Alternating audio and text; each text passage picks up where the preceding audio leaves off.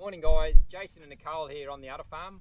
We're actually on the Udderfarm this morning. We've got some 5-in-1 vaccinations to do and we've got some banding to do on one of the little bully calves. So the 5-in-1 injection, it's approved for uses, and what it does, it's prevention of kidney pulp disease, tetanus, black disease, malignant oedema, which is like a blackleg disease.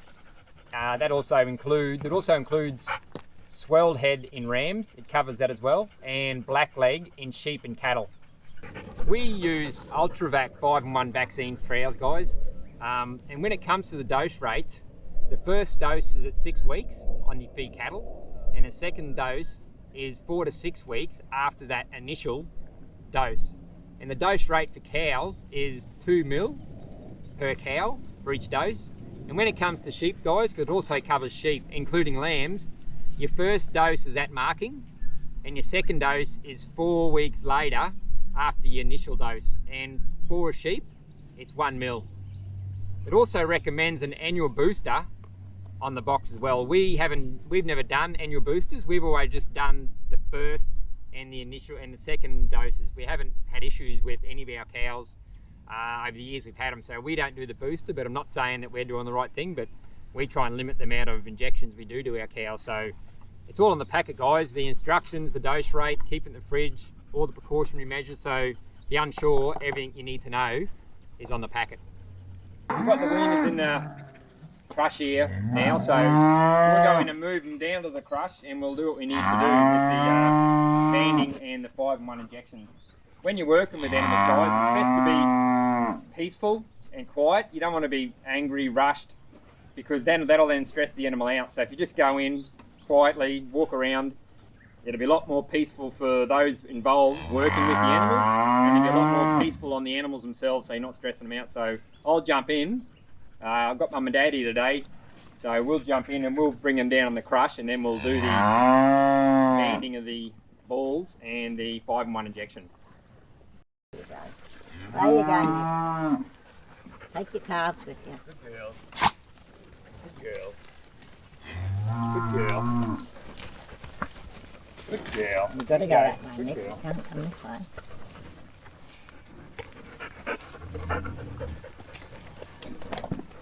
We'll let you out after me.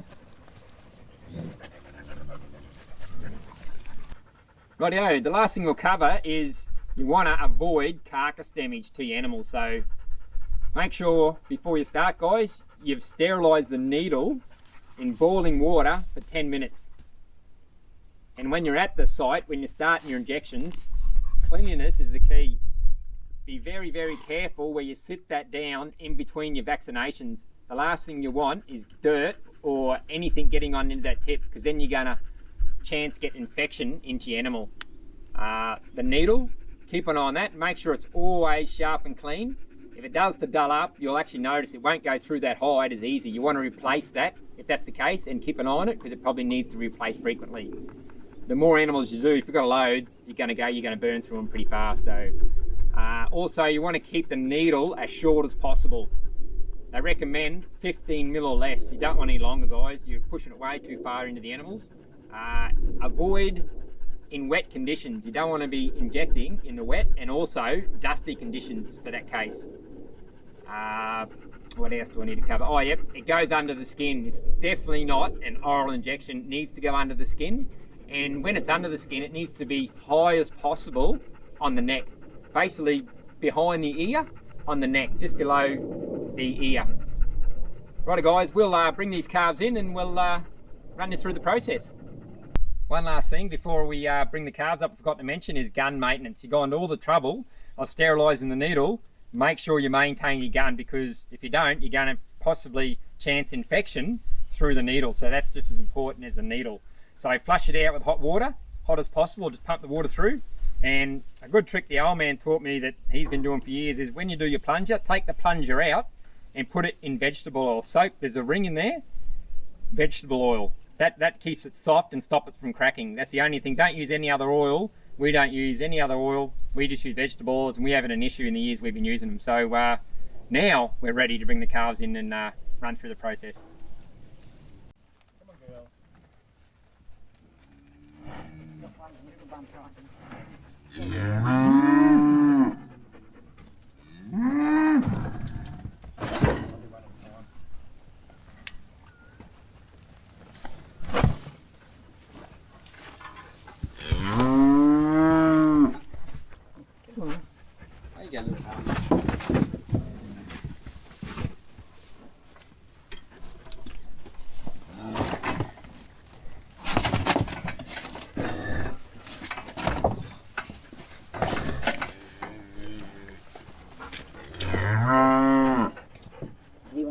What do we got there? We've got the little heifer.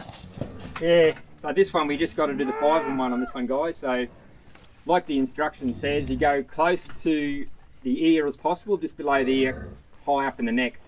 Because our crush is a bit of a gap there in our headstock, it's hard for us to get up close to the ear, so I'll just come back where I can get in as close as possible to the below the ear, high in the neck. Good girl. Good girl.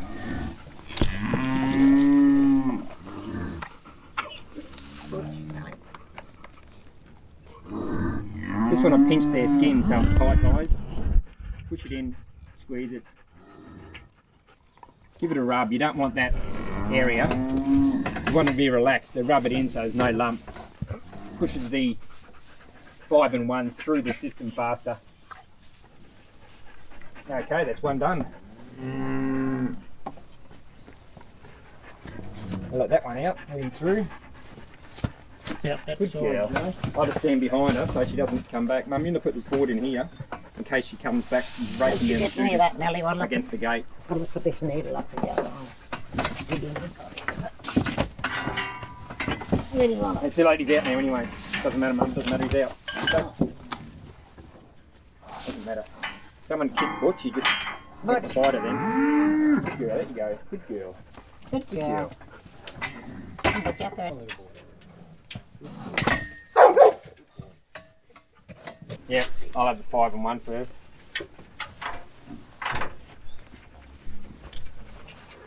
Alrighty, do the second one.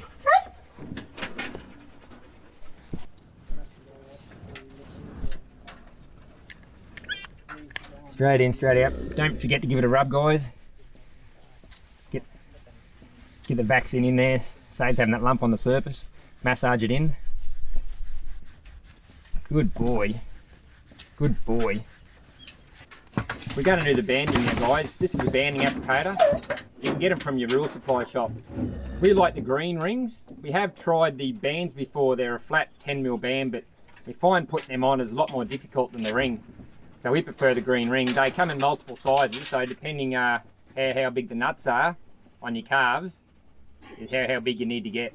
So that's a good size for us. So if they get any bigger, if you let the calves go too long, you need a bigger ring. So we'll do the application now. So you just put the ring over the applicator there. There are nodules there for the ring to go on. That just simply goes in like that, and that just opens up. What you need to do though, guys, this one's not too bad. His nuts are pretty well developed. You've got to make sure you get both nut bags below that ring, otherwise it's not going to be effective. So feel round for the testes. Sometimes they actually up inside, you've got to pull them down, so make sure you have got both of them in the ring. And we used to castrate the cows, but you cut them, blood, we find this more humane way of doing it, because they sort of grow into the ring. If you get them early enough, you can do them after a couple of days old. We would like to leave it a bit more so we know the nuts are easy accessible, but you don't leave it too long where you put the ring on. It's really restrictive on the calf because it would be a painful process. If you get them early, they actually grow into the ring and they don't know that the ring's there. So what it does is they slowly grow into it and it slowly cuts off the circulation until there's no blood going through anymore, and then they'll drop off. So it's a clean cut, there's no blood, they'll go dark, they'll drop off, so there's no blood, there's no chance of infection. I shouldn't say no chance, there is a chance of infection if something goes wrong, but generally we have an issue with the ones we've done to date. So I'll start doing the application, guys. Just be mindful, guys, that move side on. Last thing you want to get kicked in the head by one of these. So there's his. It's going to be hard for Nicole to try and get his nuts in the photo, but there's both his nuts there. I can feel both of them, guys. So what you do is you open your ring up. I might get Mum or Dad, oh sorry, Nicole's got it. It's going to hold his tail up so you can see more in the video. So just get his nuts through there. Like I said, be mindful guys, stay sideways in case he kicks. Bring it down through here. So, like that guys, whoops.